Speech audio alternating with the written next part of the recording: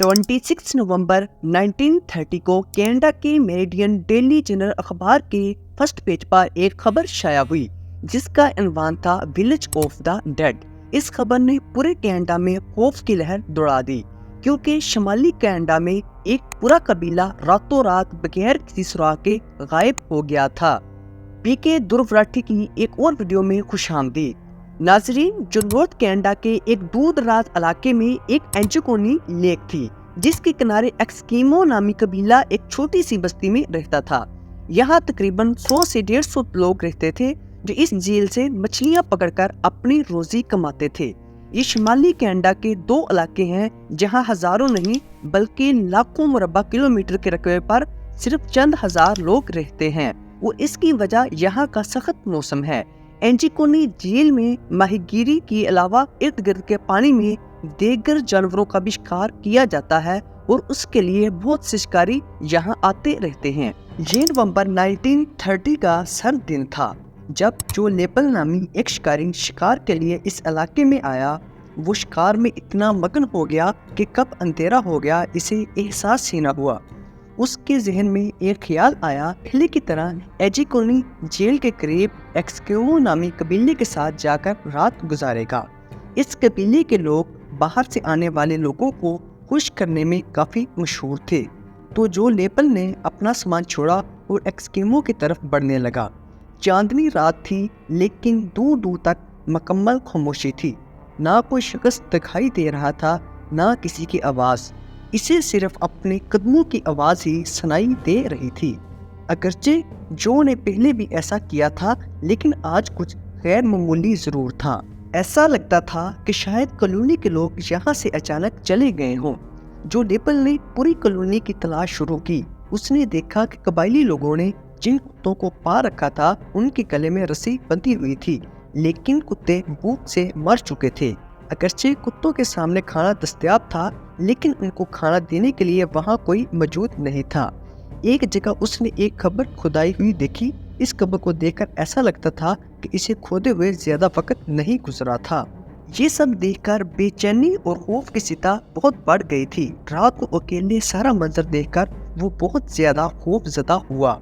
यहाँ के लोग जब भी कहीं जाते हैं अपने कुत्ते अपने साथ रखते हैं, लेकिन ये सब देखकर ऐसा लगा कि शायद यहाँ कोई अजीब वाकया हुआ है, कोई नाखुशगवार वाकया पेश आया है जिसने लोगों को अचानक कहीं जाने पर मजबूर कर दिया। इतना मजबूर हुआ कि उसने अपने कुत्ते, खाना और कपड़े भी छोड़े और जलती हुई आग को भी ना बुझा सके।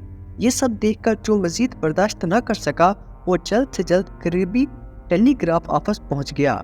वहां से उसने रॉयल कैनेडियन माउंटेड पुलिस को कॉल की और जो कुछ उसने अपनी आंखों से देखा इसे बयान किया।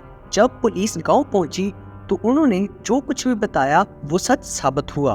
पुलिस को शोभा है कि शायद किसी ने यहाँ हमला करके कॉलोनी के तमाम लोगों को कत्ल कर दिया है, लेकिन अगर ऐसा होता तो कॉलोनी में कहीं ना कहीं खून के निशानात होते। अगर खून ना मिलता तो लड़ाई की वजह से सिर्फ कुछ चीजें बिखर जाती।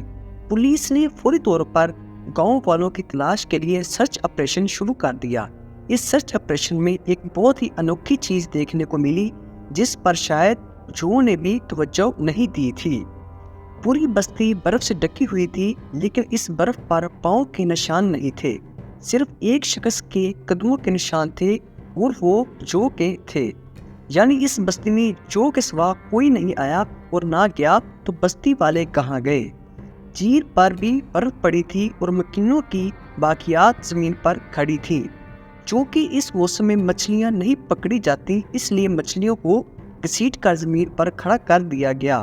अगर कॉलोनी के लोग झील में तैरकर कहीं गए होते या कोई इन्हें मार कर झील में फेंक देता तो यकीनन झील पर बर्फ की तह कहीं से टूटी या बिखरी होती। शीश के दौरान पुलिस को ये भी पता चला कि ये लोग जो कि यहाँ आने से 8 दिन पहले लापता हो गए थे क्योंकि कुत्ते 1-2 दिन के भूखे रहने से नहीं मरते और घरों से निकलने वाला धुआं इस बात की अलामत था कि इन्हें इस जगह से निकले ज्यादा वक्त नहीं गुजरा था, क्योंकि ये वो चूल्हा था जो लकड़ी के बुझ जाने के बाद भी देर तक धुआं निकलता रहता था। पुलिस वालों के पास बहुत सारे सवालात थे लेकिन एक भी जवाब नहीं था। कई माह के सर्च ऑपरेशन के बाद بالآخر پولیس نے اس کیس کو غیر حل شدہ قرار دے کر ہمیشہ کے لیے بند کر دیا اور وقت گزرنے کے ساتھ ساتھ لوگ اس سے بھول بھی گئے۔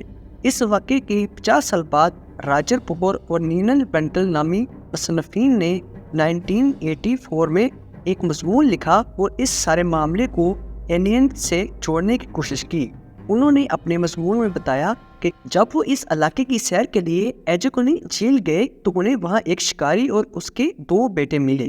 اس نے بتایا کہ اکثر اس نے جھیل کے اوپر کچھ اشیاء کو اڑتے دیکھا ہے جن کی شکلیں مختلف ہیں اور وہ اس بستی کی طرف اڑ رہی تھیں جہاں ایسکیمو قبیلہ رہتا تھا۔ یہ کہانی اس حقیقت پر مبنی تھی کہ اس رات غیر ملکی سپال پر اترے تھے اور بستی میں موجود تمام لوگوں کو اپنے ساتھ لے گئے تھے۔ ان دونوں مصنفین کے پاس غیر ملکیوں کی موجودگی اور ان کے حملے کا کوئی ٹھوس ثبوت نہیں تھا، اس لیے اکثر لوگوں نے اس پر یقین نہیں کیا اور 10 نظریات کو رد کر دیا۔ اس کے بعد بہت سے لوگوں نے ایسکیمو قبیلے کے لاپتہ ہونے کے الگ الگ کہانیاں بنانا شروع کر دیں، لیکن حقیقت یہ ہے کہ اس جملے کو 100 سال ہو چکے ہیں لیکن آج تک اس سوال کا جواب کسی کے پاس نہیں ہے۔ آخر ایجکونی جھیل کے بستی کے لوگ کوئی سراغ چھوڑے بغیر کہاں چلے گئے؟ ایسکیمو قبیلے کے لاپتہ ہونے کا معاملہ آج تک معمہ بنا ہوا ہے۔ امید ہے کہ آپ سب کو یہ ویڈیو بہت پسند آئی ہوگی اور میں امید کرتا ہوں آپ لوگ اس کو ضرور شیئر کریں گے اور اپنے پیاروں کے ساتھ تبصرہ کریں گے۔